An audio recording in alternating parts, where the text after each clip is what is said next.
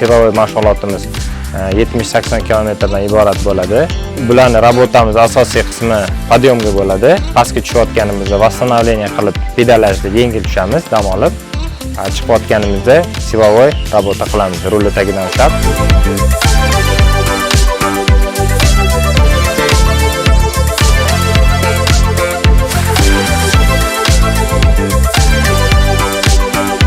Bu qo'l yig'i mashg'ulotlariga erkaklar va ayollar, yoshlar tarkiblari, asosiy tarkiblari jalb qilingan. Bu qo'l yig'i mashg'ulotlarini temp tushirmaymiz, qo'shamiz. Bu qo'l yig'i mashg'ulotlarini o'tkazishimizdan maqsad oldimizda turgan O'zbekiston Kubogi va jahon avgust oyida Belgiyada bo'lib o'tadigan jahon kubogiga puxta tayyorgarlik ko'rish.